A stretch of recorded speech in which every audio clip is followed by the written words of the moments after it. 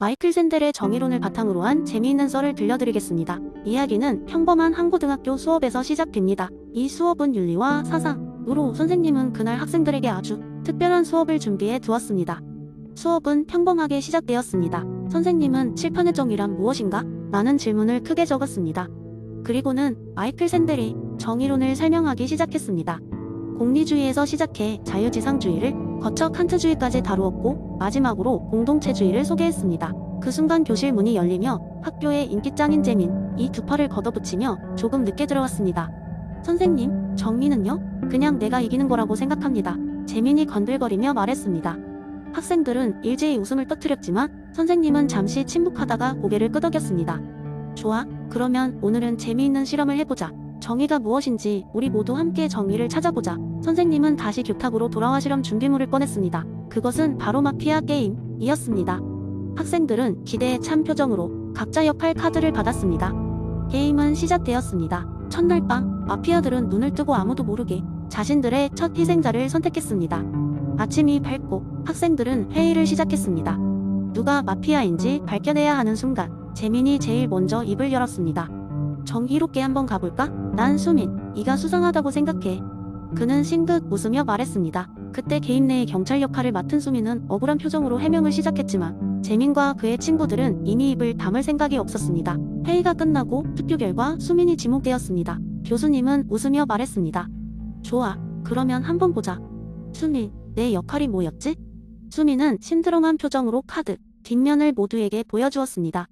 거기에는 경찰이라고 쓰여 있었습니다. 학생들은 깜짝 놀랐고 회의는 다시 혼란에 빠졌습니다. 이제 학생들은 동료들을 믿기 어려워졌고 정의란 무엇인가에 대한 혼란은 점차 커져만 갔습니다.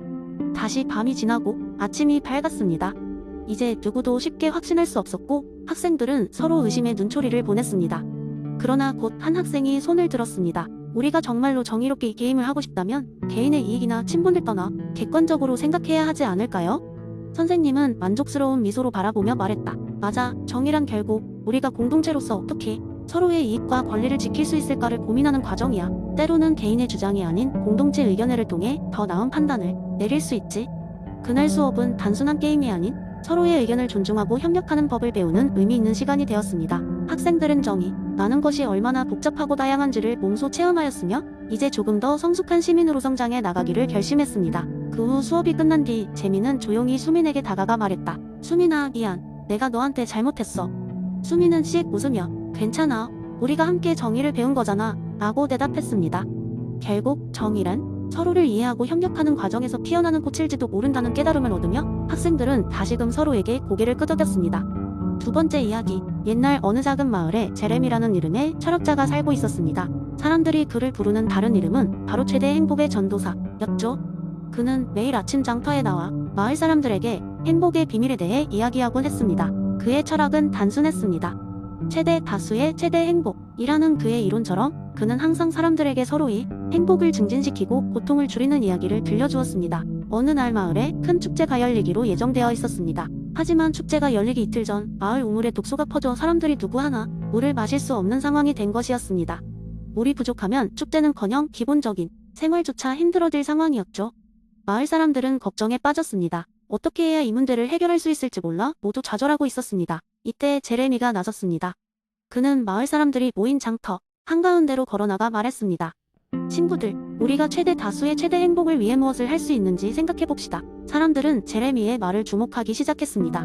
제레미는 우선 마을의 모든 우물에 대한 조사를 통해 어느 우물에 독소가 퍼졌는지를 알아내기 시작했습니다. 또한 그는 물이 없는 상황에서도 마을 사람들이 기본적인 필요를 충족할 수 있는 대안을 찾아 나섰습니다. 제레미는 인근 마을과 협력하여 물 공급을 받는 협정을 체결하고 물 전략 캠페인을 시작했습니다. 사람들은 처음에는 제레미의 행동을 의아해했습니다. 하지만 그의 노력 덕분에 이틀 후 축제는 무사히 열릴 수 있었습니다. 사람들은 그제서야 제레미의 철학이 단지 이론이 아니라 실제 생활에서도 큰 변화를 가져올 수 있다는 것을 깨달았습니다. 축제가 끝난 후 마을 사람들은 제레미에게 다가가 물었습니다. 어떻게 그리 빠르게 문제를 해결할 수 있었나요? 제레미는 미소 지으며 대답했습니다. 우리는 모두 연결되어 있습니다. 한 사람의 고통이 결국 모두의 고통으로 이어질 수 있죠. 하지만 반대로 한 사람의 행복이 모두의 행복이 될 수도 있습니다.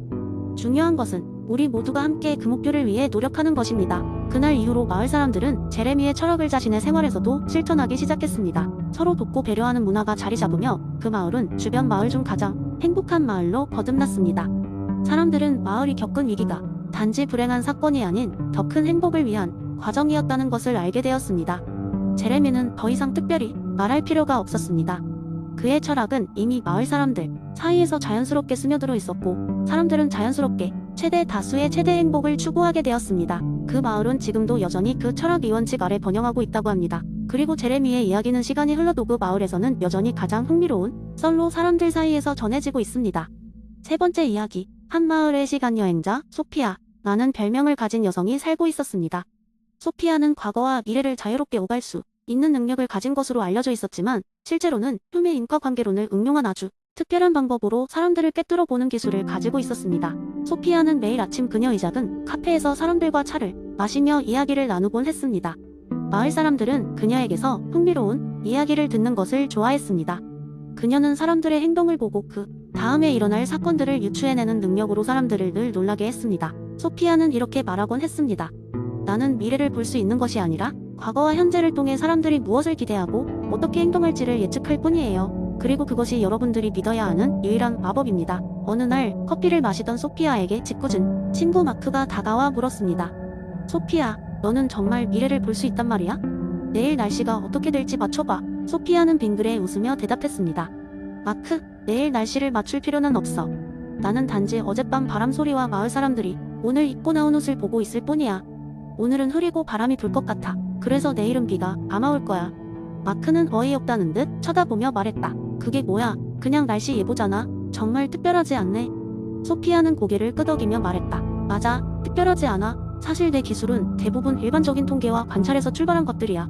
사람들은 특정한 사건들이 일어나는 순간을 봐야지만 그 연속에서 의미를 찾으려 하지만, 사실 우리는 그 사건들이 일어나기 전부터 다양한 징후를 보고 있어.